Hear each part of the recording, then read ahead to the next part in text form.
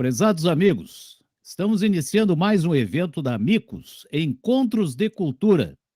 Os trabalhos serão conduzidos pelo nosso presidente, engenheiro Flávio Ferreira Presser, a quem nós passamos a palavra. Obrigado, Paulo Regis. Primeiramente, boa noite a todos, convidados e amigos presentes. Os nossos agradecimentos por compartilharem conosco mais uma das atividades da Amicus, Encontros de Cultura, que a cada semana traz um tema para ser debatido e sobre ele, obviamente, fazermos reflexões. Nesta segunda-feira, nosso tema versará sobre como construir habilidades para a resolução de problemas complexos. Isto foi apontado pelo Fórum Econômico Mundial como uma das áreas de atuação com maior importância no futuro, já que cada vez mais nós teremos que atuar dentro de um contexto de revolução tecnológica, né, que já está acontecendo. Não é por outra razão que contamos hoje com a presença do consultor Marcelo Cabeda, que abordará o tema A Arte de Estudar Problemas Complexos. Desde já, agradecemos ao Marcelo por ter aceitado o nosso convite e estar hoje dialogando conosco. Um breve currículo de apresentação do nosso palestrante de hoje, Marcelo. Ele é mestre de Engenharia de Produção pela Universidade Federal de Santa Catarina e oceanógrafo pela Fundação Universidade de Rio Grande. Trabalhou por 5 anos em Fernando de Noronha, onde se especializou na área de educação pela Universidade Federal de Pernambuco. Com uma bolsa na Suíça, estudou durante 2 anos a especialização na área de gestão ambiental, na Escola Politécnica de Lausanne, e 1 ano como trainee da Cibagag, hoje Novartis, onde atuou como gerente corporativo da indústria em São Paulo. Posteriormente, atualmente reside em Porto Alegre e é professor universitário e empreendedor na área de educação, com ênfase em temas como empreendedorismo, qualidade e inovação, atuando como consultor nas áreas de gestão sistêmica com ênfase no BSC, melhor dito, Balance Scorecard, gestão da qualidade com a ISO 9001, a gestão ambiental, ISO 14000, e a gestão de inovação, através de modelos de redes colaborativas. Então, essa é uma pequena síntese aí da trajetória do nosso palestrante de hoje, Marcelo Cabeda.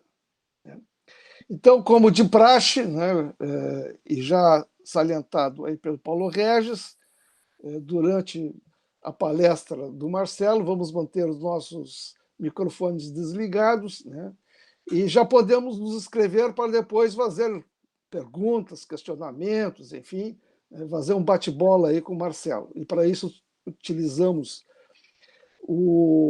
a mão levantada, e também isso pode ser feito através da inscrição no chat, ok? Então, Marcelo, a bola está contigo, por favor. Tá, beleza. Muito obrigado. Estamos aqui na Zona Sul de Porto Alegre, eu, as minhas galinhas, o meu cachorro. Então, se uma galinha cacarejar e se o cachorro sair latindo, por favor, compreendo, faz parte do home office, né? Muito bem. Deixa eu, então, abrir a minha tela para compartilhar com vocês uma exposição que eu vou usar para ir amarrando os assuntos aqui conosco.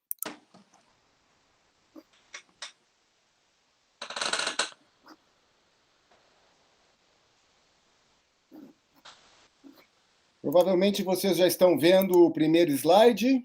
Dá um OK, por favor. Ok. Sim. Tá. Estamos vendo, sim. Muito Estamos bem, vendo. então começou o nosso encontro de hoje com a apresentação da arte de estudar problemas complexos, mas vamos aos poucos. Eu cansei de ouvir as pessoas dizerem, com certeza é, a verdade é, este é o único caminho, a realidade. Não. Essa história da gente ficar tentando simplificar a solução dos problemas e empurrar para os outros aquela nossa ideia fantástica, que é a melhor ideia de todas, já era. Por que já era? Porque o mundo está muito mais complicado do que quando nós não tínhamos a situação que vivemos no século XXI. E isso não começou agora, tá? Mas vamos adiante na nossa caminhada aqui. Vamos começar por aqui. Nós temos duas imagens. Eu pergunto, você enxerga a lente do método científico? O que essa imagem lhe diz? E o que será que a gente ganha ou que se perde ao imaginar a visão do todo? Esses dois aspectos que estão representados por essas imagens são fundamentais dentro do que eu quero conversar com vocês. Guarda aí, escreve ali no chat, vamos conversar mais sobre isso. Você enxerga a lente do método científico? E o que se ganha, o que se perde ao imaginar a visão do todo? Vamos adiante. A abordagem cartesiana é aquela que nós fomos treinados o tempo inteiro na nossa escola. É algo que nos ensina a pegar um caminho e fazer direito. Está na base da indústria, e nós podemos dizer assim que toda essa tecnologia que nós temos hoje, de certa forma, se baseia na grande criação do método científico por René Descartes no século XVII, né? Mas a abordagem cartesiana, ela tem um pequeno problema que está aqui visível nessa parte de cima. Vocês percebem que aonde eu consigo olhar através do óculos eu tenho nitidez e não tenho em volta da imagem? Pois é exatamente esse o principal problema do método científico sobre o qual fomos todos nós educados. E quando eu digo todos nós, eu estou falando desde a educação de 1850 em diante, por aí, já era baseada no método científico, né?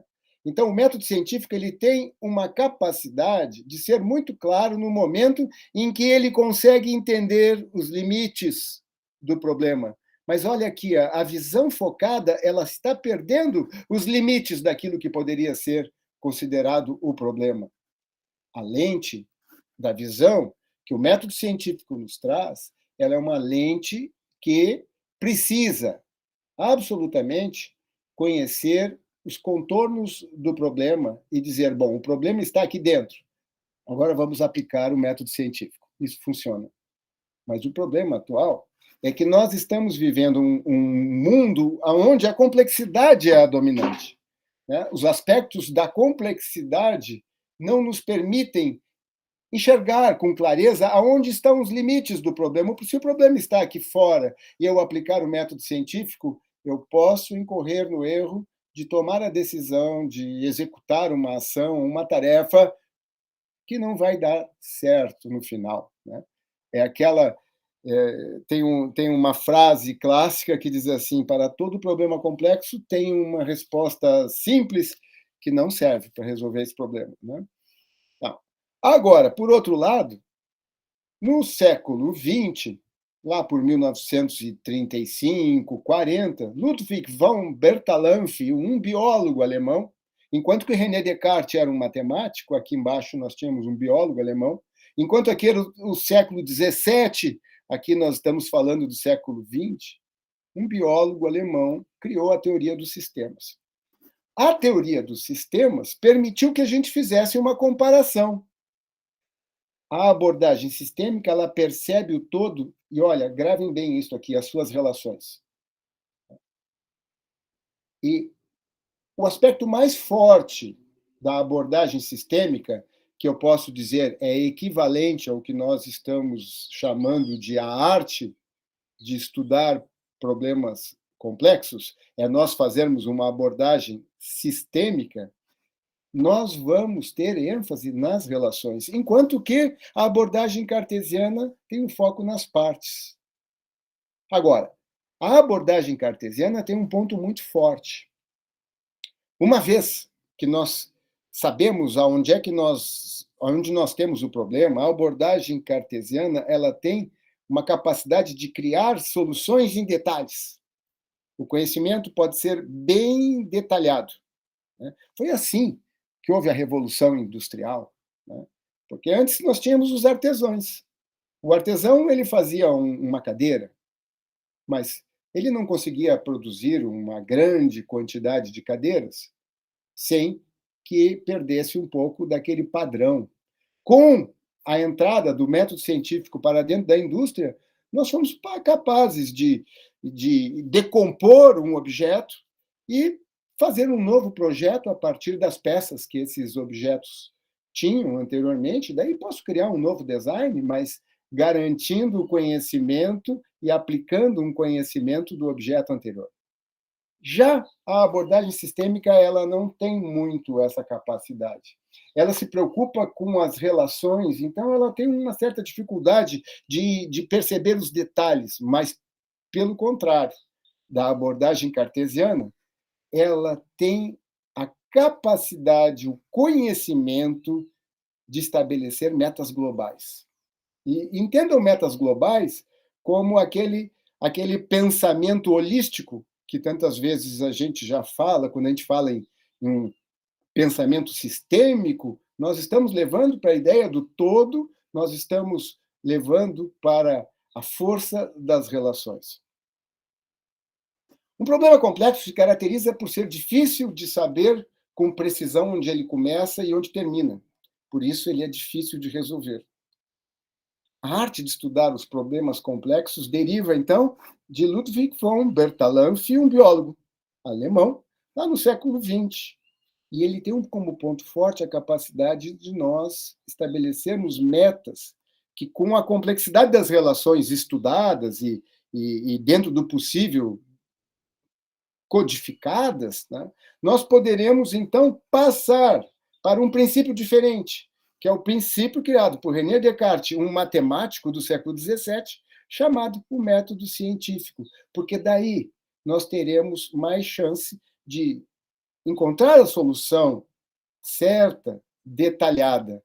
Mas, então, existe uma sequência para que nós possamos estudar problemas complexos.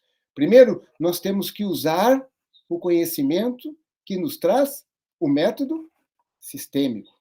Porque eu tenho que, antes de tudo, encontrar quais são as metas globais, quais são aquelas questões que, pela influência que vai ter nas relações que acontecem dentro do sistema, elas vão ter mais chance de levar a um bom ponto, a um progresso dentro desse esforço de resolver um problema. Para então, uma vez que nós tenhamos as metas globais, a gente passa a usar o conhecimento de detalhes da abordagem cartesiana, né? Aí está o bom senso ou não. Conhecer o todo e agir localmente. Existe uma expressão que eu ainda vou fazer um projeto que vai ter esse nome. Vocês já ouviram a expressão glocal? Foi criado por um francófono, eu acho que ele era tunisiano ou marroquino, eu não sei bem, chama-se Philippe Caux. Né?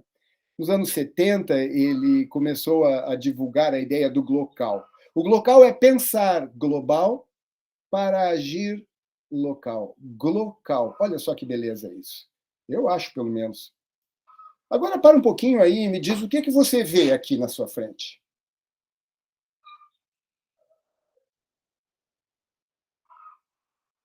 Isso me foi passado por uma doutora belga com quem eu tive a oportunidade de estudar, Anne Versailles.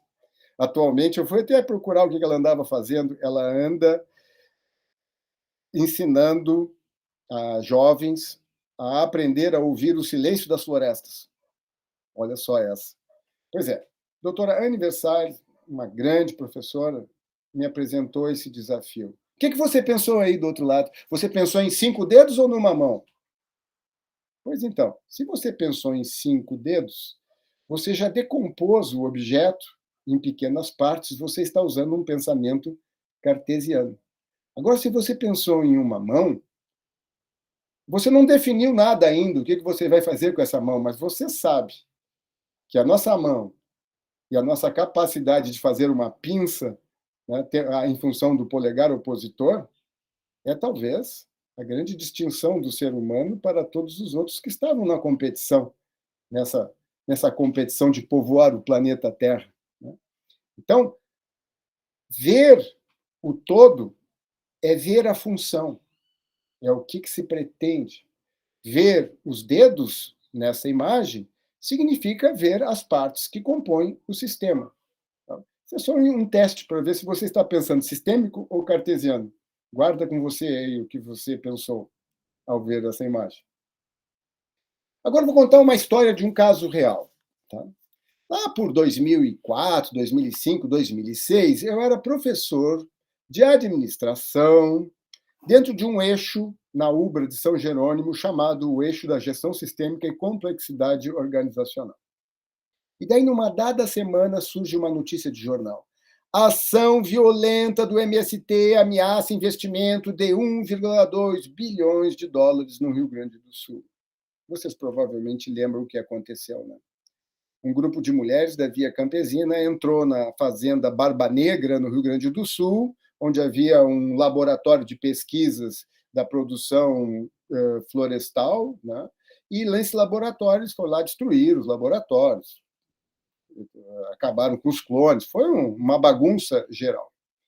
Bom, na quarta-feira eu tenho uma aula lá dentro da instituição UBRA São Jerônimo e eu faço uma pergunta, quando eu vi que o assunto era um assunto emergente. Assim.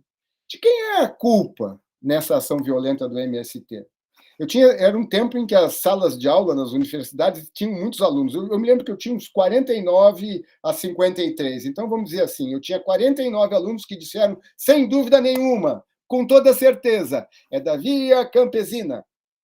Daí um aluno, muito intimidado lá no fundo, disse assim, eu penso um pouco diferente, mas eu nem sei explicar. E aquilo, para mim, foi o mote, foi a palavra para dizer, então tá. Então, nós vamos fazer um esforço muito especial e vamos estudar um problema complexo. E nós começamos a estudar o problema complexo. Não vou fazer o detalhamento a partir desse estudo, porque isso aqui é um artigo, se alguém de vocês quiser esse artigo, eu passo para vocês terem como uma análise. Mas ele nem de longe, eu diria que é um artigo com uma nota acima da média. Mas foi o que nós conseguimos fazer, um encontro por semana, em 2006, você sabe como é que é, né? Então, a gente trabalhou, tentamos, incentivei a formação de grupos, fizemos um trabalho, mas o que é mais interessante é que, no final, eu fiz a mesma pergunta. De quem é a culpa? E a minha felicidade é que nenhum deles mais tinha certeza de nada. Não sei se eu ajudei muito, mas nós andamos pensando, sabe em quê? Nós pensamos nos problemas tributários, na legislação trabalhista e lá no fundo, nós pensamos numa educação ineficiente que não ensina as pessoas a serem capazes de desenvolver a sua própria autonomia. E aí o que acontece? Fica uma dependência.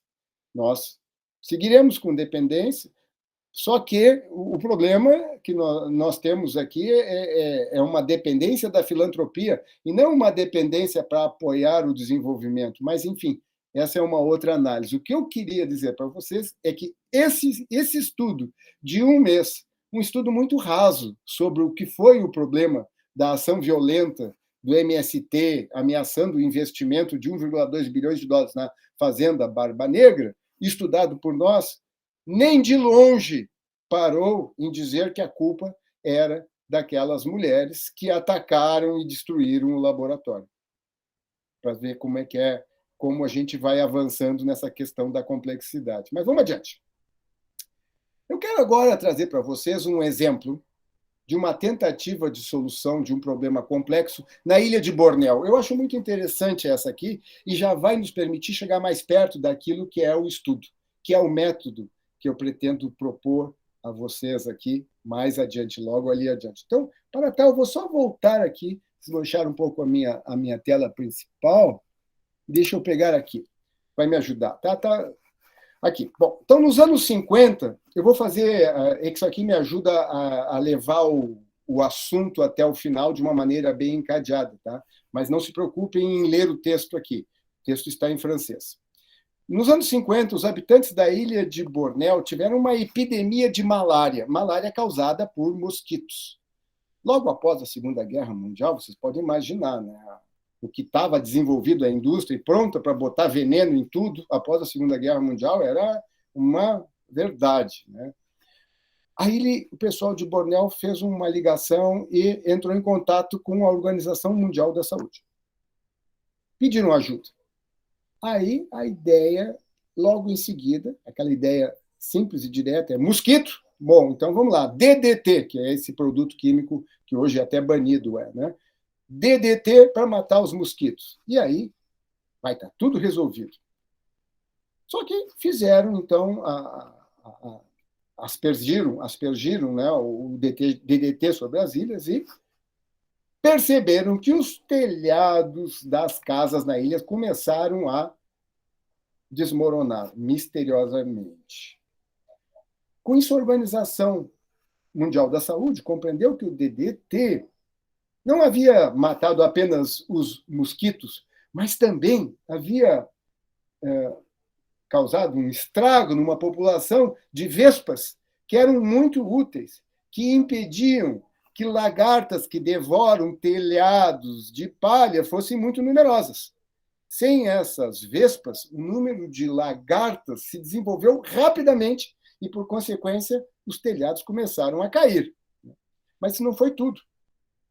O DDT ele também afetou outros insetos. E esses insetos eram o alimento e acabaram sendo comidos pelas lagartixas da ilha. Com o tempo, as lagartixas acumularam um grande teor de DDT dentro de si. Mas como os répteis eles não têm assim, um metabolismo muito rápido em relação a metabolizar esses produtos, eles foram acumulando, não fazia mal, suportaram bem o produto dentro deles, o que não foi o caso dos gatos da ilha, que comiam essas lagartixas e que, de repente, tomaram uma dose excessiva de DDT e morreram em grande quantidade. Com menos gatos sobre a ilha, começaram a surgir os ratos e proliferaram. E os habitantes de Bornéu não tinham mais o problema da malária, mas desta vez eles começaram a ser vítimas de epidemia de peste, de perda dos estoques alimentícios, porque os ratos iam lá e comiam os grãos que eles guardavam, uma vida muito primitiva e tudo mais, né? Aí eles chamaram novamente a Organização Mundial da Saúde, que teve a ideia de lançar de paraquedas gatos vivos sobre a ilha de Bornéu. O objetivo, então, era de repovoar a ilha de gatos para reduzir a população de ratos. Essa ideia deu certo, porque os gatos acabaram por reequilibrar a situação, né? Então, essa é a ideia de um serviço da Organização Mundial de Saúde que, nos anos 50, lançou gatos vivos de paraquedas em cima da ilha de Bornéu para consertar um probleminha, né? Um probleminha que tinha acontecido. Então, deixa eu voltar para a apresentação.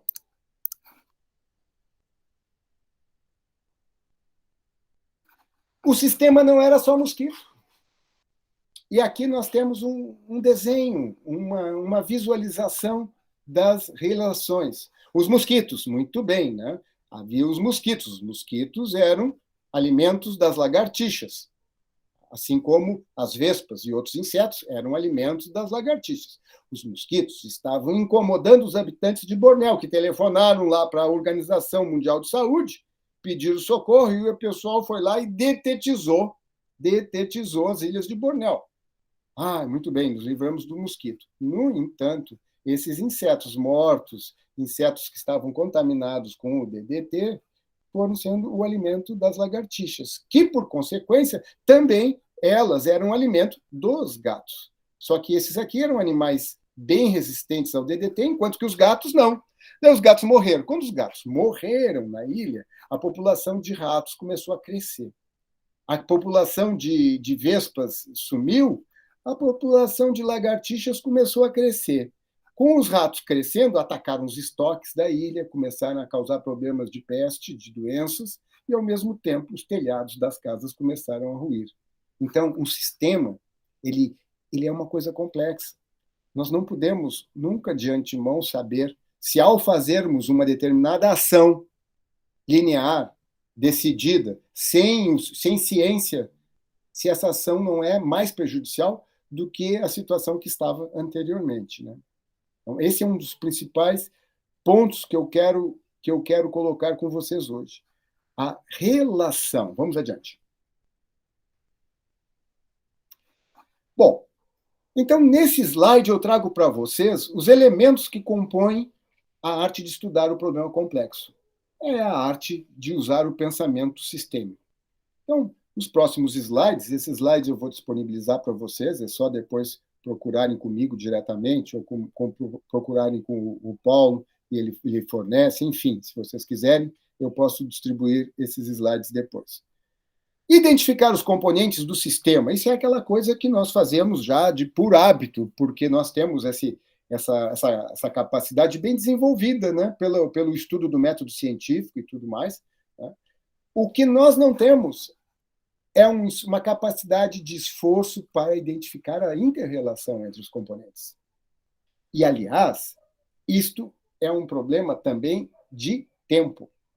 A gente querer usar esse método para resolver de imediato um problema, não vai dar certo. Nós precisamos de tempo para identificar essas inter-relações e desenvolver os estudos que vão nos permitir montar cartas, né, montar esquemas e chegar a uma coisa que, dentro dessa técnica, se chama as causalidades múltiplas.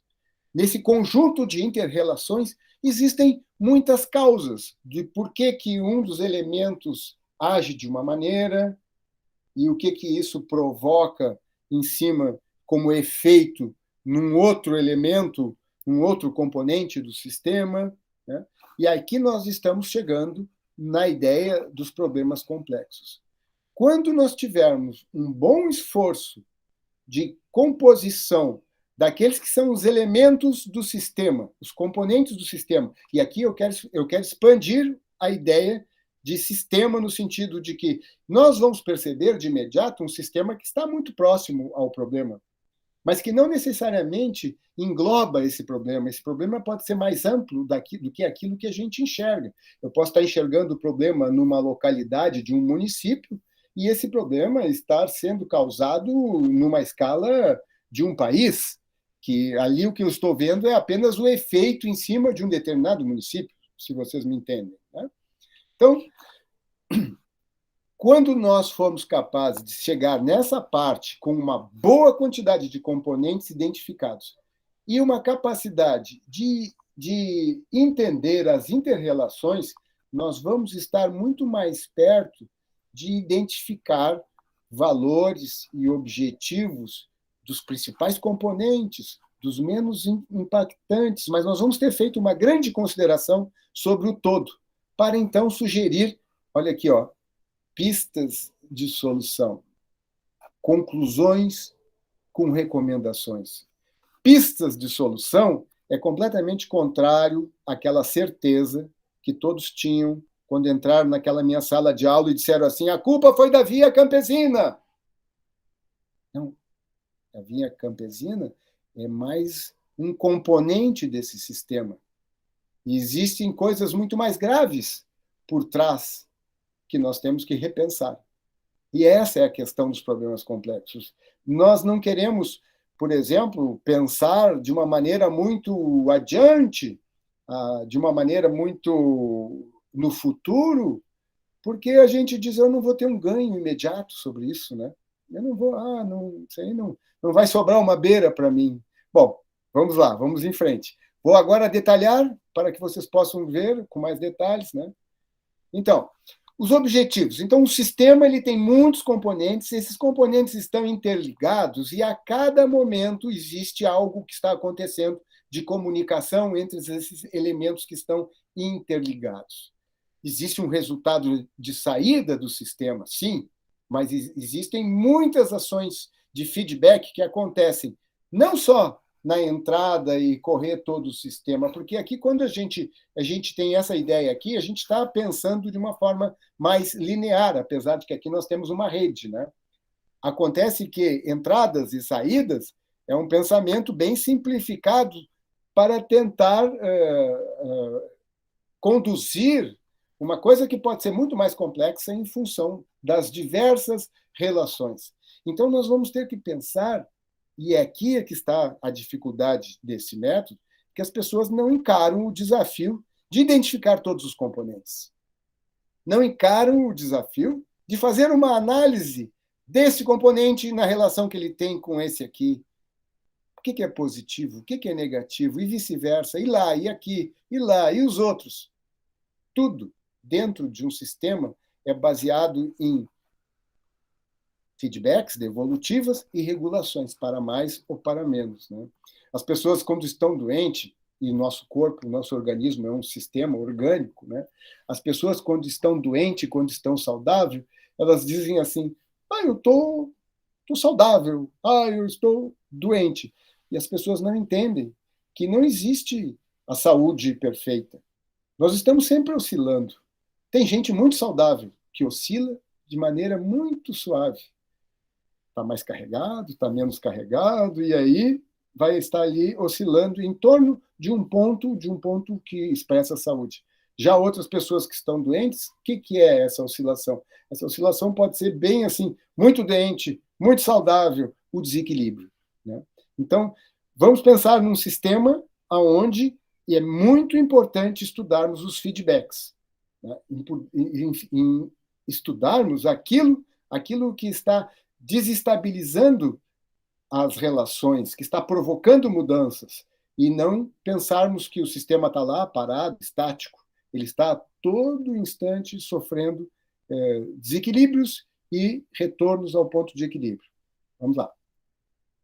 Então, identificar os componentes é fazer agrupamentos diversos, e como eu disse, nós podemos identificar um sistema fechado mais próximo, o objeto do estudo, mas nós temos que ter assim o entendimento de que, por vezes, as causas do problema que está sendo estudado estão lá fora. Então, é muito bom a gente entender que esse sistema fechado que nós podemos estar estudando, e fechado, né, entre aspas, esse fechado, eles também precisam contemplar as relações com os grandes sistemas abertos e todo o resto que se encontra relacionado. Então, isso vai ter que passar por uma estratégia do estudo também. E aqui entra o ponto principal, né? Eu tenho que entender quem são os elementos do sistema e caprichar na identificação das interrelações, o que acontece, né? Na visão sistêmica, a relação entre os objetos identificados tem, em princípio de análise, mais importância do que o próprio objeto. Diferente da abordagem tradicional, linear, cartesiana, a visão sistêmica necessita da identificação das interrelações dos componentes para poder interpretar o todo. Aquelas relações que são positivas, aquelas que são negativas. Tudo deve ser identificado. Assim, quando eu trabalho isso aqui no desenvolvimento de pessoas, eu digo, relações positivas, te agarra nelas e faz o teu ganho a partir disso. Relações negativas, neutraliza ou elimina, né? Porque senão você vai ser prejudicado. Como é que a gente neutraliza? De diversas maneiras. Okay? Então, esta é uma das partes mais pesadas desse estudo, que é o estudo da inter-relação entre os componentes e os seus efeitos. Por quê? Porque nós temos que ir montando as cartas que vão nos permitir visualizar de forma gráfica, de diagramas, e que vai nos aumentar a capacidade de entender o exemplo pela fotografia, pela imagem, né? Tá? Nós podemos, se nós montamos um bom esquema, nós podemos nos permitir olhar de cima, né? Assim, quando a gente vê um problema, está no 7º andar de um edifício, está acontecendo um problema lá no playground, a gente vê os elementos que estão causando o problema acontecendo lá no playground, enquanto que uma carta temática nos permite a visualização, gráficos, diagramas, pode nos ajudar a entender melhor o que está acontecendo no sistema. Uma vez que nós conseguirmos avançar o máximo, difícil vai ser esgotar, nós vamos ficar sempre naquela dúvida, será que teria mais algum elemento a ser identificado? Pode haver, mas com um bom esforço, a gente consegue reunir os principais elementos. E aí, o que a gente tem que procurar? As pressões sobre os componentes identificados. Nós temos que ver o que está sendo adequado, o que não está funcionando nessa relação do sistema, da organização, da sociedade. Por exemplo, análise das esferas econômicas, sociais, ambientais, culturais, identificação das partes interessadas, os seus poderes, a relação entre os poderes, identificar as redes de influência externa, delimitar o sistema e suas relações com sistemas maiores e menores. Com tudo isso, nós estamos procurando o quê? O que interessa. O que interessa no sentido de aproveitar e o que está nos causando um problema e que nós vamos, de repente, buscar neutralizar. Buscar. Vamos tentar, né? Há pistas, haverá sinais, e tudo aqui vem aqui agora, né? Identificar os valores, os objetivos dos componentes identificados, né? Assim, relacionar principalmente as diferentes partes interessadas e suas relações, seus poderes, suas necessidades. A gente vai, então, começando agora a usar do bom senso e de um consenso entre as pessoas envolvidas no estudo para começarmos a simplificar o problema. Nós estamos agora tentando chegar com essa questão complexa para mais próximo das ações lineares possíveis, porque nada vai ser mais eficiente, e isso ao longo dos séculos, o método tradicional cartesiano, o método científico, nos mostrou que ele é excelente, desde que ele saiba o que precisamos organizar, o que queremos buscar. Pistas de solução, é sempre bom lembrar, nós não chegamos a certezas, a verdades absolutas, porque existem sempre interesses diversos, né? Existem múltiplas verdades, múltiplos interesses. Mas com essa metodologia, nós podemos encontrar algumas pistas que podem vir a ser soluções para o problema, ou podem mitigar esse problema, que podem neutralizar algum efeito nefasto que está sendo muito ruim. Ok? Então, é essa a conclusão, né? Há indícios, mas não há certezas. A verdadeira contribuição está na análise crítica do sistema sob o ponto de vista de suas relações com os demais componentes. Então, deixa eu dar uma continuidade aqui agora. E eu quero mostrar essa imagem para vocês. Essa imagem é uma imagem da Praia do Sueste, em Fernando de Noronha, em 2014. Fernando de Noronha está cheio de gente.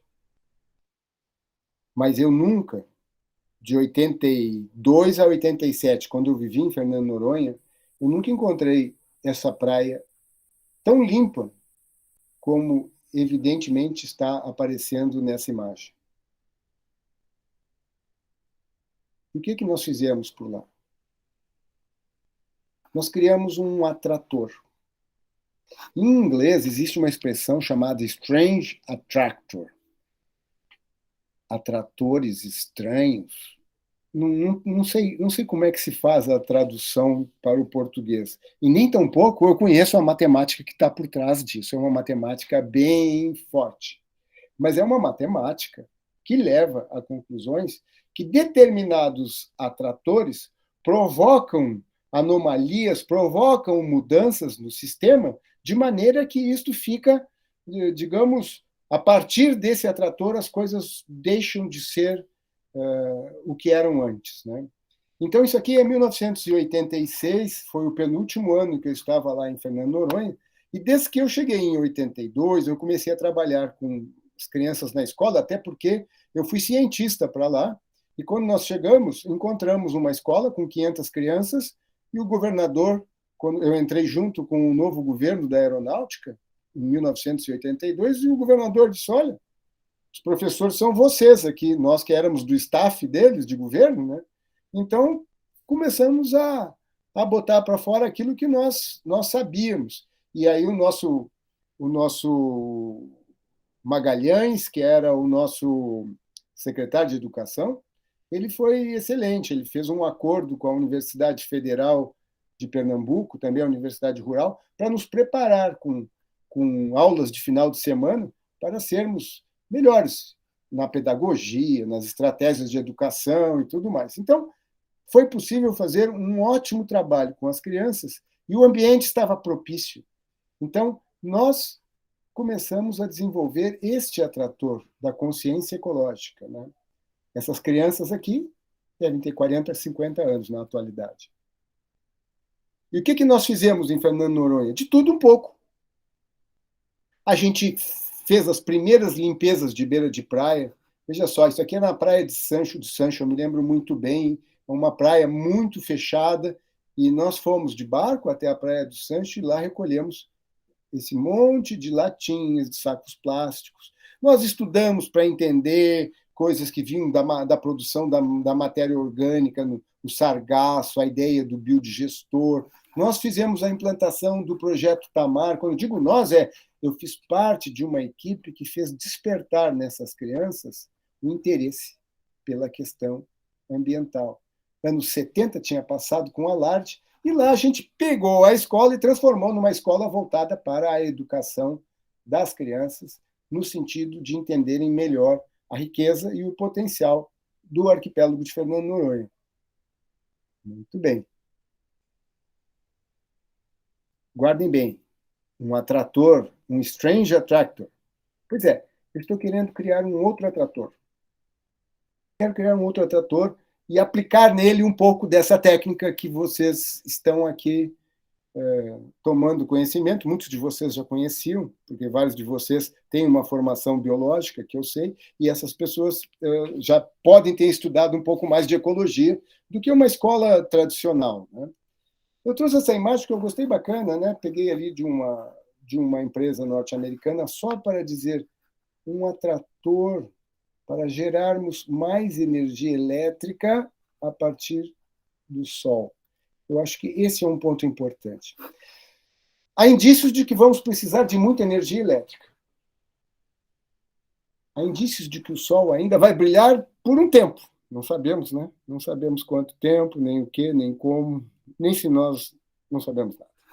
Há indícios de que temos cada vez mais pessoas conscientes e por desenvolver. Isso é notável. Isso eu já noto, que tem gente querendo fazer alguma coisa, mas precisa de uma educação, né? Precisa ter pelo menos a ferramenta certa para fazer certas coisas. Então, eu estou querendo criar um atrator. Um atrator que nos ajudasse a estudar o que facilita e o que impede uma abundância de energia elétrica de fontes solares para todos. E aí eu vou mostrar para vocês essa situação. Olha, o que eu sou? Eu sou um ser humano como vocês. Não tivesse acesso à energia elétrica, o que ia acontecer? Eu estaria virtualmente aqui com vocês hoje, sem energia elétrica? Eu poderia ter desenvolvido esta exposição de slides? Em última instância, eu seria eu mais do que um macaco nu na luta para sobreviver entre o matar e o morrer? Acho que não, né? A energia elétrica, ela é totalmente parte integrante e fundamental da nossa vida de hoje. Aí eu fui procurar entender um pouco mais a situação, né? O que eu quero é persuadir um grupo de pessoas que estão com disposição de pensar e trabalhar num assunto bacana, descobrir o que facilita, o que dificulta a energia elétrica de fonte solar para todos. Fui buscar informação numa empresa de pesquisa energética do Brasil. Aí encontrei essa informação e muito blá blá blá dizendo que nossas energias são renováveis para todos sempre. Tipo assim, muito otimismo, sabe? Aquele otimismo do positivismo do início do século XX. se repete nesse momento, no que eu percebo através daquilo que está sendo declarado. Mas o que está sendo declarado? Que nossa energia é basicamente uma energia de fontes renováveis. Olha aqui, ó, de gás natural, a solar, eólica, biomassa hidráulica, olha só. Nossa matriz é um exemplo. Só que nós estamos com uma dependência de 65%, segundo o estudo feito em 2020, né? E vou comentar isso aqui depois. Olha a situação da energia solar, 1,7%. O que diz a R6 do IPCC, que o Daniel Andrade nos apresentou há 4, 5 semanas atrás, em relação ao relatório não é nem ainda dos impactos, mas são evidências, aonde ele mostrou um slide, e eu peguei aqui o slide que ele adaptou, porque haviam 5 cenários que decorriam entre 2015 e 2100. Todos esses cenários, eles ultrapassam aqueles 1,5 graus Celsius de aumento da temperatura, que é o que está se tentando com a Convenção de Paris, né? Para situações bem mais graves, sendo que esses dois aqui, ou pelo menos esse aqui, mas eu acho que os dois, eles não estão fazendo essa projeção para 2030, estão fazendo essa projeção para 2026, ou talvez 2025. Isso significa que o efeito, que já está grande, vai ficar maior ainda, né? Todos os cenários deste quadro que nos foi trazido pelo Daniel durante a palestra que ele nos deu, apontam que ultrapassaremos 1,5 graus antes de 2040. Olha aqui, ó, 2041, 2060, olha aqui, ó. Todos. E isto é muito grave. E nós temos uma matriz energética baseada em água. Olha, a grosso modo, eu estou fazendo uma estimativa aqui, tá? Estimativa. Eu acho que até 2050, para o Brasil neutralizar o que deve perder na sua fonte de energia elétrica daqui, assim, eu acho que o Brasil vai ter que produzir uns 30% de energia à base solar. Mas olha só, isso é possível? É complexo, né? Quem que diz de saída, isso aí é fácil, é só instalar os equipamentos. Não, a coisa é complexa, né? Deixa eu avançar. Tem sol para todo mundo, né? E eu quero convidar vocês para participar de um estudo, tá? Mas antes disso, deixa eu voltar um pouquinho. Então, deixa eu fechar aqui.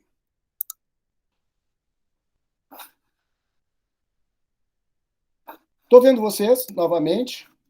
Deixa eu ver como é que estão aqui, se o chat veio algum questionamento. O Thiago deu um ok, não houve.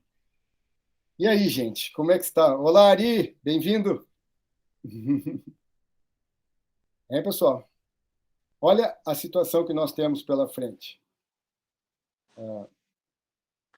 A minha intenção é reproduzir essa técnica de estudo, mas, ao mesmo tempo, abrir um espaço para que pessoas que estejam com interesse de estudar isso, e eu quero dizer de saída, assim, eu não tenho nenhum partido, eu não tenho nenhum interesse específico nisso aí. Claro que é um grande assunto. Eu acho que todos que se envolverem com esse assunto vão ganhar alguma coisa. Eu, sinceramente, o que eu quero disso aí é tornar maior o conhecimento sobre aquilo que impede ou que facilita aquilo que nós estamos necessitando, que a energia solar se transforme em algo mais significativo dentro da nossa matriz energética renovável. Eu fui buscar algumas informações e vou trazer, então, para fechar a minha apresentação, eu vou trazer um pouco só para vocês terem umas telas mais atualizadas.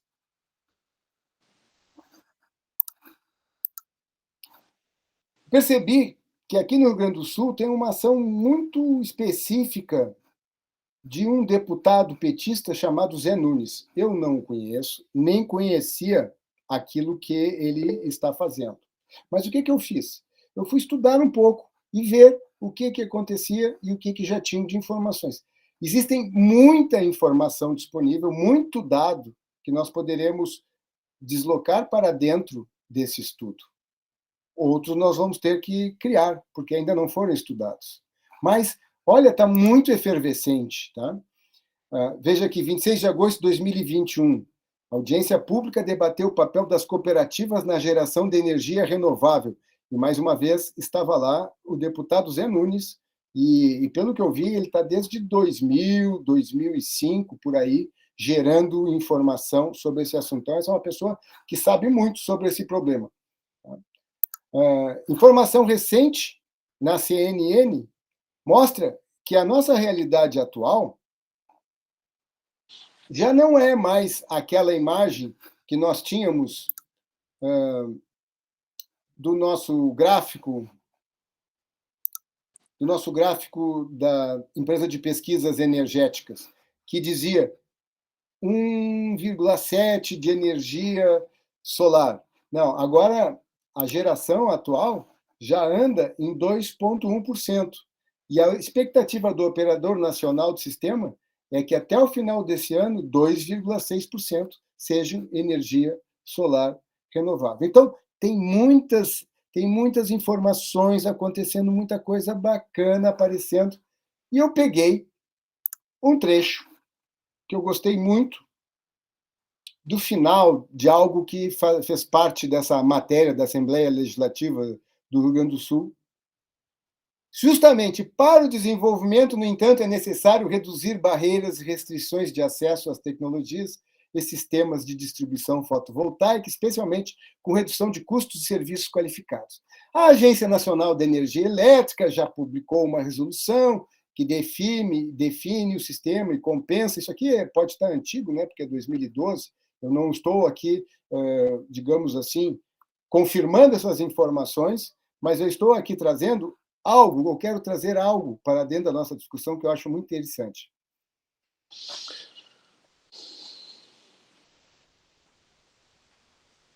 Aqui, ó. Este sistema representa um avanço, porém ainda é insuficiente, porque não permitir que o produtor de energia comercialize e gere receita como acontece em outros países.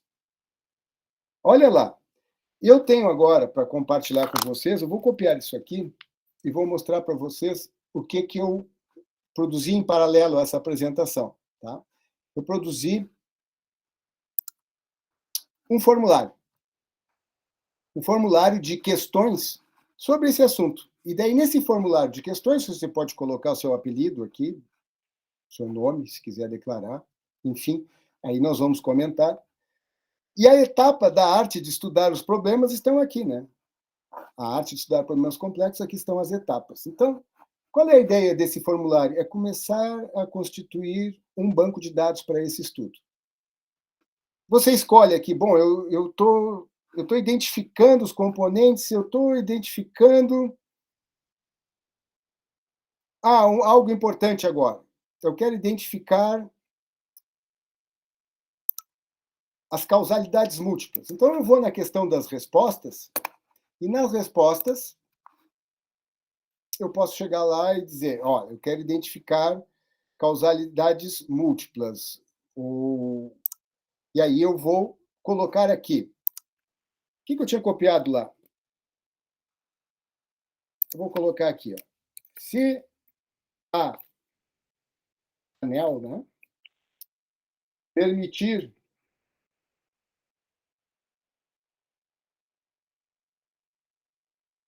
que o produtor de energia comercialize e gere receita, como acontece em outros países,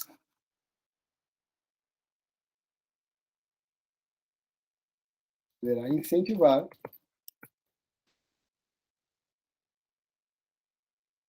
o aumento da geração.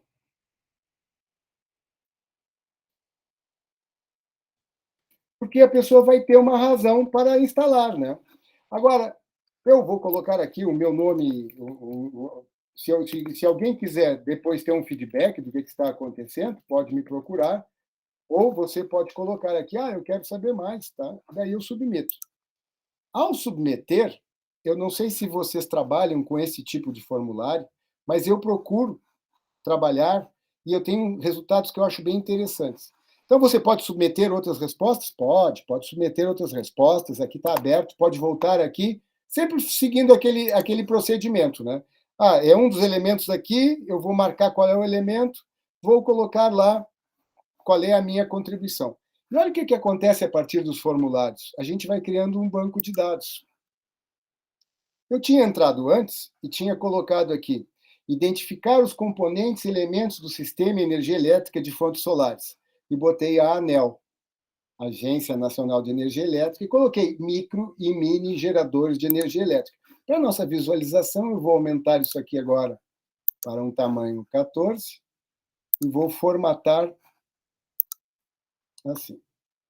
Então, olha, esse tipo de formulário já gera um banco de dados que depois vai permitir colocar de uma maneira organizada aquilo que estaria assim, todos os elementos, os componentes identificados. Eu acho que vai facilitar bastante nós desenharmos esse quadro todo, né? Então, esse é o elemento que eu desenvolvi para a gente poder continuar conversando sobre o assunto. E é fácil assim, quando você tiver. Eu vou colocar agora aqui um link, tá? Vou colocar no nosso chat o link. Ó. Se você clicar nesse link, você entra nesse formulário. E aí você pode colocar a sua contribuição. Eu vou me divertir fazendo isso. O que isso vai trazer? Eu espero poder ajudar de alguma maneira. Então, era isso que eu tinha para propor a vocês no nosso encontro de hoje. Muito bom, Marcelo. Queria parabenizar pela apresentação, enfim.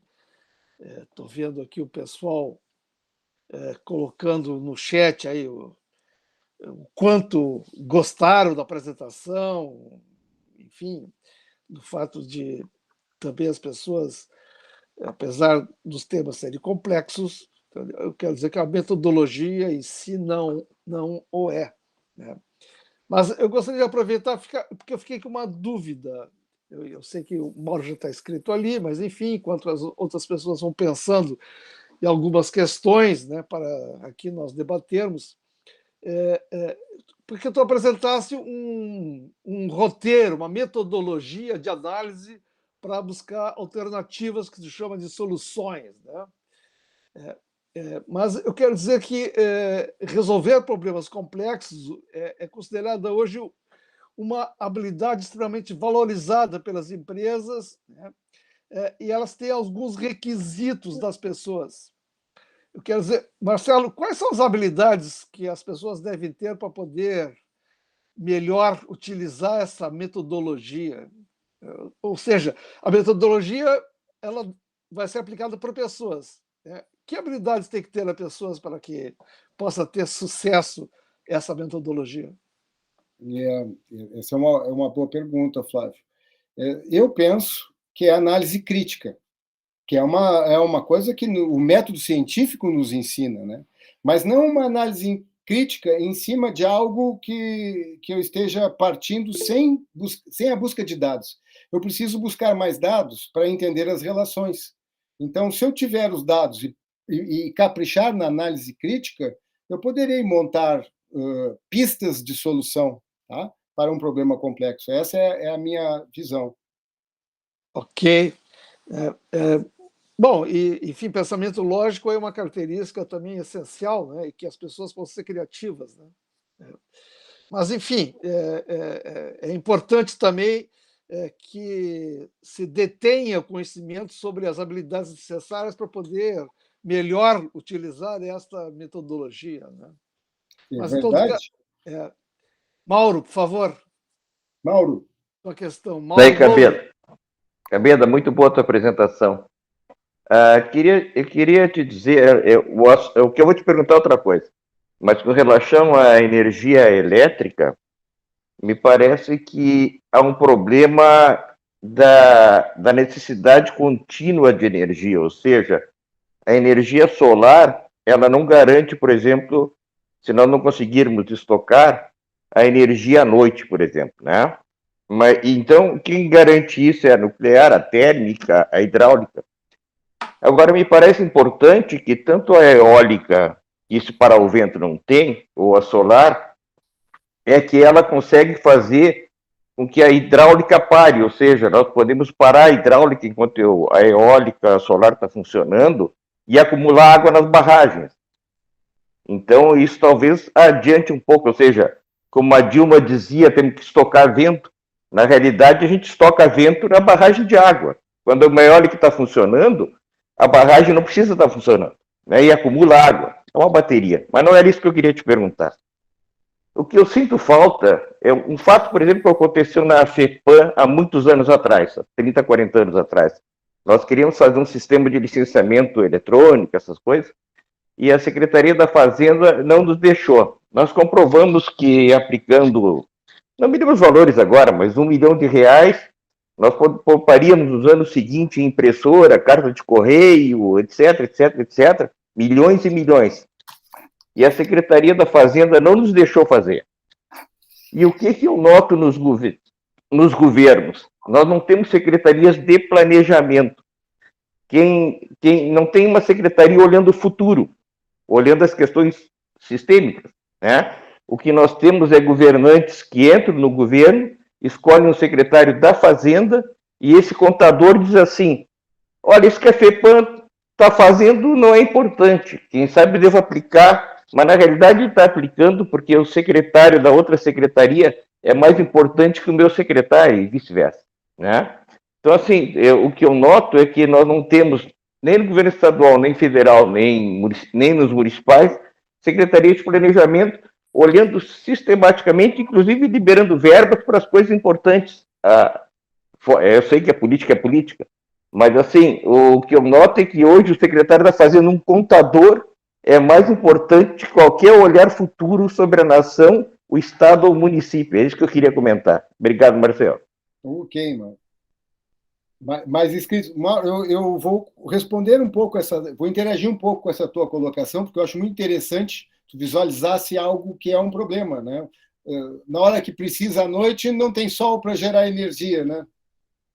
Eu pensei alguma coisa sobre isso, já com a mesma ideia que tu tivesse, assim, para um pouquinho, o que nós vamos fazer à noite? Daí tu entrou com uma possível solução, mas existe uma outra também que eu quero conversar contigo.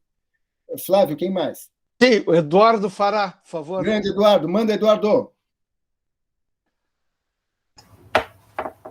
Primeiro, meus parabéns pela explanação excelente. Quando a gente fica em silêncio absoluto, que a gente aprende muito, né? Eu queria só contribuir para uma questão técnica aqui, falando de eletricidade. Eu não posso deixar de trazer a brasa para o meu lado aviatório sempre, né? Porque isso é um problema que a aviação sempre enfrentou, foi a questão de geradores elétricos, né? Antigamente, a gente se preocupava com o número de motores, né? Porque eles geravam energia elétrica. Depois descobriu os engenheiros desenvolveram sistemas elétricos alternativos. Então, podem ter 2 reatores e vários backups de energia elétrica, né? Sem eletricidade, não tem avião que consiga manter o voo, porque não tem como fazer energia hidráulica, né? Para mover mais os fly-by-wire hoje, que é tudo eletrônico. Não existe mais um cabo que sai do comando para lá, são todos impulsos elétricos. Talvez a questão ecológica, aí junto, é uma preocupação que desde a época quando Celso Testa era deputado aqui no Rio Grande do Sul, eu estava na escola, no ginásio, eu acho que antes disso, já tinha começado a fazer estudos de energia solar. Isso, eu sempre gostei mais da ciência, não sei o que eu for cair no direito, mas eu sempre admirei a física, a matemática, mais a física de todas elas. E eu queria só dizer o seguinte, realmente é uma preocupação que qualquer pessoa tem na visão sistêmica, né? Porque talvez a gente, pela visão do mundo que a gente tem, né? A gente enxerga o mundo de cima já, a gente vê o mundo de forma bem distinta, entendeu? Se a gente vê um Araguaia, quando vê aquela quantidade de rios secando, eu vi isso agora, eu queria só fazer um relato assim, empírico, né? Quando eu voava 30 anos atrás, o Brasil tinha uma outra feição hídrica, desculpa. E agora, voltando à atividade alguns anos atrás, eu fui ver que os rios mudaram os rios não são mais tão cheios como antigamente, parecia que os rios esvaziaram, não tinha essa foto na memória, mas a tua explicação de Fernando Noronha e a luta que nós estamos vivendo hoje me fez pensar, às vezes a simplicidade das decisões esteja lá no pensamento sistêmico mesmo, não só cartesiano, se preocupar com um riachinho, mas com todos os riachos, né? Pensar numa visão holística, como tu me disseste, né? Que a pessoa tem que ter uma visão maior do que uma visão micro, né? O cartesiano funciona para então. Eu digo isso em relação. Eu volto à aviação de novo. Você não consegue resolver um problema de uma pane de um sistema aeronáutico pensando só no cartesiano, tem que pensar no sistema. Porque tem outras panes que são mais importantes que aquela que podem vir a acumular, entendeu? Então, na hora que você tem que tomar a decisão, você não pode pensar só num instrumento, tem que pensar em todos juntos. Mas isso aí é uma questão de treinamento, eu acho, mais de educação para uma visão sistêmica. Entendido. Flávio, estou anotando aqui, tá, Eduardo? Flávio? Também. Não tem mais ninguém inscrito aqui para fazer perguntas. Enfim, vai respondendo, Cabeda. Posso só trocar uma ideia aqui? Lógico. Tá, então tá. Enquanto isso, olha, Eduardo, essa tua visão do aviador é exatamente o que nós precisamos aprender a imaginar, né? Para poder ver o todo. Tem que ter uma visão, se dizia também, a visão do astronauta, né? Não foi Gagarin que chegou lá fora e disse a Terra é azul. Nós poderíamos ter concluído que a Terra era azul, mas aquela frase foi emblemática, né, para a nossa humanidade. A Terra é azul, grande surpresa. 3/5 era água cobrindo o oceano. Pô, é claro que deveria ser azul, mas nós não sabíamos. Essa visão nós temos que desenvolver. E eu acho muito legal tu dizer que temos que formar mais gente, né? Temos que formar mais gente em relação a esse conhecimento de, digamos assim, encarar um problema complexo de uma maneira mais adequada. Né? Porque o acho que não serve mais. A verdade, a minha verdade, a verdade. Não pode ser. Nós temos que entender quais são as causas que estão impactando o sistema. E essas causas têm interesses que precisam ser contemplados, outros precisam ser persuadidos, e por aí vamos. Então, voltando àquela questão que foi trazida pelo Mauro, né? Mauro, essa geração, eu estou recém começando a entrar no assunto, então as minhas colocações são bem primárias em cima do assunto. Mas eu percebi uma coisa. E se nós incentivássemos de tal maneira os micro e mini geradores de energia elétrica a venderem a sua energia elétrica à noite, com os incentivos certos? Quando eu digo incentivos certos, são com subsídio, se for necessário, com um apoio, com crédito, com tudo mais. Se eles liberarem à noite, mas não dá, o sol é só durante o dia. E se eles, com a garantia de que podem fazer o investimento, não fazem apenas o investimento no sistema que faz a transformação, e sim também na armazenagem em baterias. Uhum. Mas gerando um grande parque Sim. de baterias, e se ele vender à noite, vende mais caro. Sim, mas Cabeda, eu não entendo muito desse assunto, mas eu acho até que foi o Vladimir que postou esses dias que uma grande empresa estava fazendo grandes baterias, não sei em que lugar do mundo aí. Só tem um problema complexo, né? As baterias são de níquel e outros metais pesados que tu tem que ir lá na montanha tirar, né? Então, assim, não a acumulação não é também uma coisa tão simples, né? Os nossos sistemas de acumulação hoje, existe minerais específicos que tu talvez tenha que ir lá na Amazônia tirar, isso vai ser um problema. Então, realmente é um problema extremamente complexo, né? Não é, Mauro? Veja, Vladimir, fala, Vladimir. Foi citado. Cabeda, eu estava deixando passar, mas sempre dá uma mexida na garganta para pelo menos te cumprimentar, né, por ter trazido este tema à nossa discussão. Realmente um tema que, sobretudo para nós, que a área de engenharia e mesmo aqui o grupo que também trabalhou muito tempo, como eu, na área da ecologia, né, nós sempre tivemos que lidar com a complexidade. Não é? Então, tu teres trazido à baila esse tema, no mínimo, nos traz a pensar.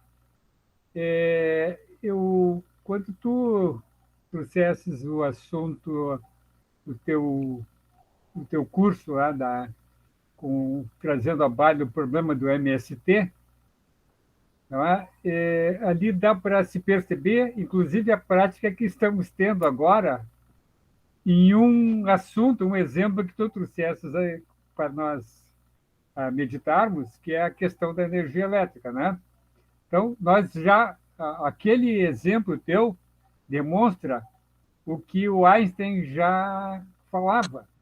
Quer dizer, se tu tens 1 hora para resolver um problema, tu tens que pensar no problema 55 minutos, porque a solução virá em 5.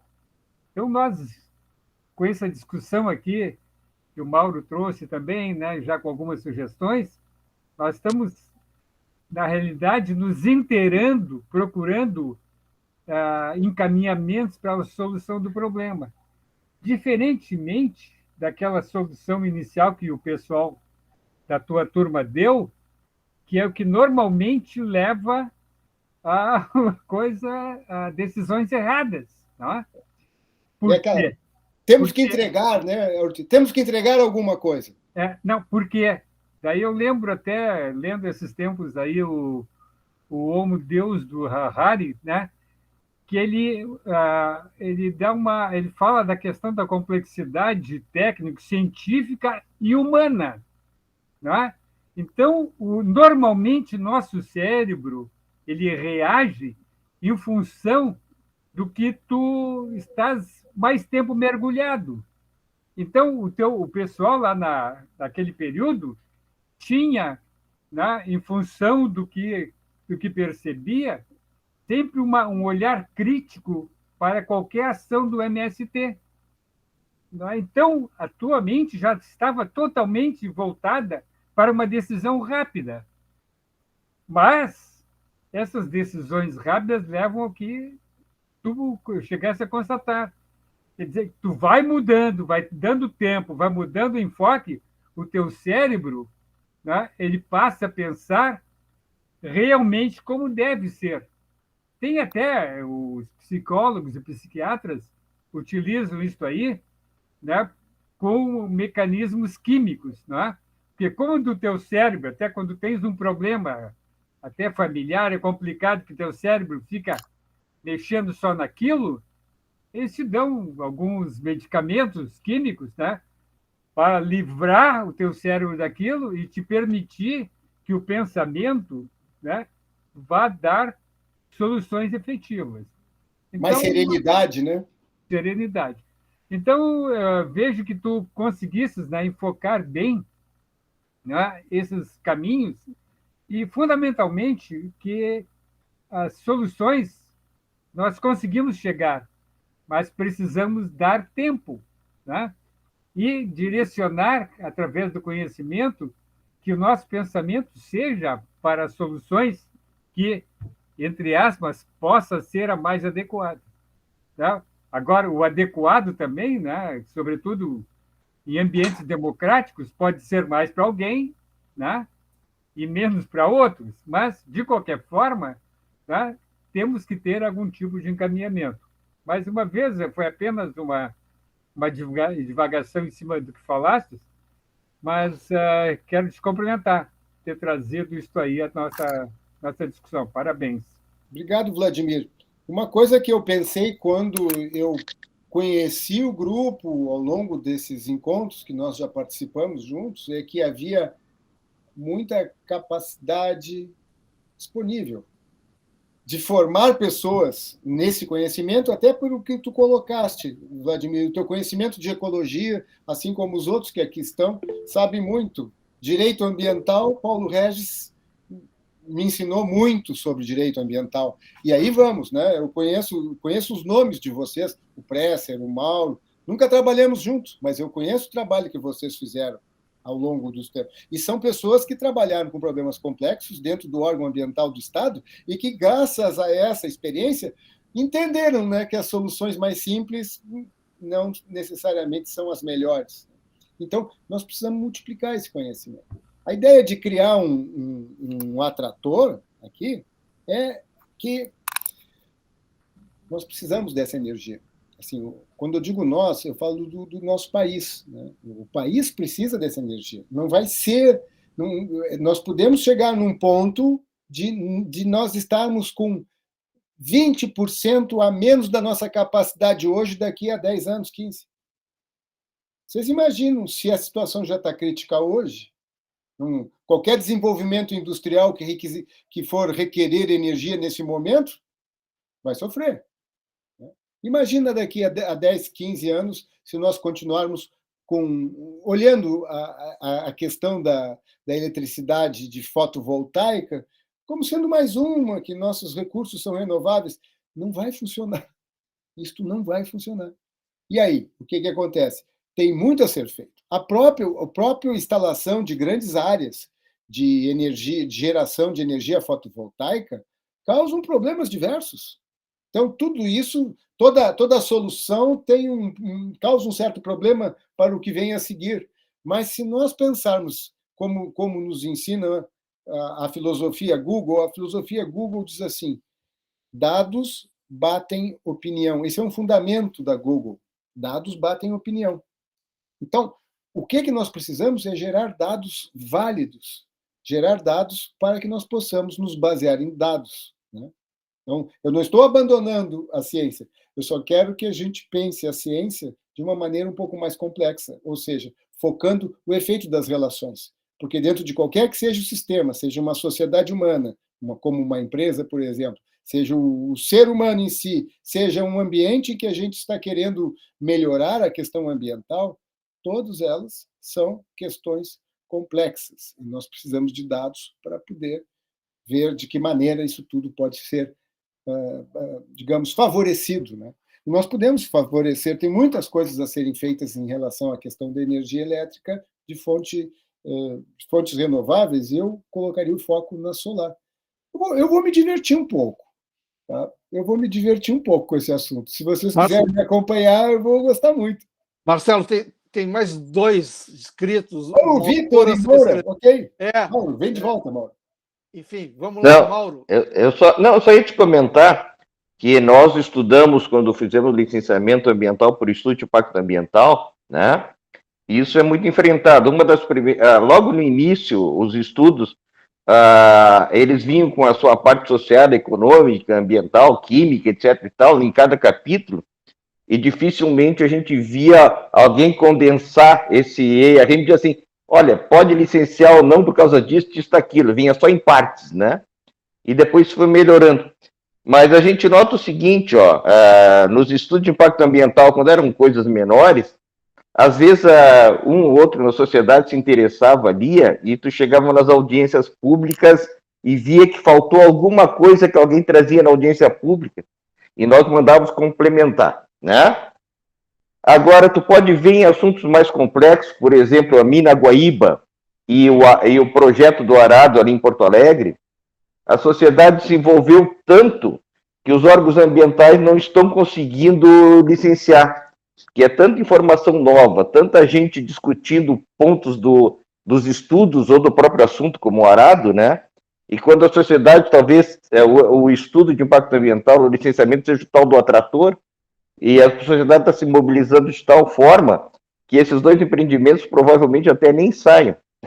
Então, eu só queria fazer esse comentário que, às vezes, um licenciamento pode ser um atrator para que as pessoas discutam coisas complexas também, né? Era só um comentário. Mauro, você fala na mina Guaíba de exploração do nosso carvão do subsolo, né? Isso. Superfície, coisa e tal. Isso. Se nós não conseguirmos outras formas de energia, e, por exemplo, a energia elétrica, esse carvão vai ser explorado. E se nós explorarmos essa mina, com o regime de vento que nós temos aqui no nosso estado, vai sobrar uma poeira para cada um. Tá bem. Vitor Hugo, por favor, Vitor, liga. Microfone tem que ser ligado, Vitor. Desculpe. Parabéns, Marcelo, pela apresentação. E eu fiz uma provocação aqui no grupo com relação aos carros elétricos. Onde eu disse que carro elétrico no Brasil não vai vingar por falta de energia. E eu fui contestado com relação a isso. Mas a tua provocação vem ao encontro do que eu disse no grupo, que por falta de energia elétrica nós não vamos ter uma grande produção e procura por carros elétricos. Eu quero que tu diga alguma coisa a respeito. pois é, Vitor, carros elétricos, né? Eu penso que, assim como nós aprendemos com o Eduardo, que os aviões vão voar elétricos, vão ter outros sistemas, nós aprendemos também que os carros elétricos já são uma realidade em alguns centros de alguns lugares do mundo. Cabeda, Né? só uma questão provocativa. O carro elétrico vai impedir engarrafamento na Sertório todas as noites? Em qual? Qualquer rua na Sertório eu coloquei. Na Sertório? Ah, esse é outro problema, né? Assim, para voltar nessa origem, assim, o tamanho da cidade é governável? Daí é difícil, né? Qual é o tamanho da população e qual é o tamanho de uma cidade em que o governo consegue ser efetivo? Eu vejo nos países mais desenvolvidos comunidades de 20 mil pessoas sendo dirigidas por subprefeituras, porque senão não funciona, né? Mas essa colocação do Vitor a respeito dos carros, né? Eu vejo da mesma maneira, sim, Vitor. Só que o problema, nós temos outros problemas que farão parte dessa complexidade. Uma delas é os cabos elétricos. Né? O que nós vamos virar se nós não pudermos mais ter cabos elétricos conduzindo eletricidade? Essa é uma realidade. Eu moro na zona sul de Porto Alegre. Eu não tenho mais iluminação externa no sítio onde eu moro. Desisti. Não tem como. Eu não tenho campainha no meu portão. Desisti. Porque a única coisa que me salva de ter luz aqui onde eu estou nesse momento é ter feito, quando construí essa casa, cabeamento subterrâneo. Então, o carro elétrico só pode vir depois de que nós resolvermos essa situação do roubo de cabos elétricos. Cabos elétricos. Temos que resolver essa questão antes. Ok. Oi. Quem se manifestou aí, por favor? Fui eu. É um problema complexo. Esse tá bem. que o Marcelo colocou, do roubo de cabos elétricos. Tá bom. Nem tanto, né? Mas, enfim, vamos lá. Hoje acontecem muitas coisas que não precisariam acontecer, né? E eu acho que os cabos elétricos devem ter soluções. Eu não sei quais são, mas, enfim. Até é uma coisa que me admira, alguém consiga cortar um cabo elétrico energizado. Né? Eles morrem muitos, Flávio. Quem faz isso morre direto. Só que não sai mais no jornal. Né? Sim, eu sei. Tá bem. Mas assim, Cabeda, tu nos instigaste a fazer um exercício de soluções através da questão da energia. Né? E acho que isso é muito prudencial, porque nós estamos aí na frente de mais uma reunião na Escócia, da COP, né? Se não me engano, é COP 26, não é isso?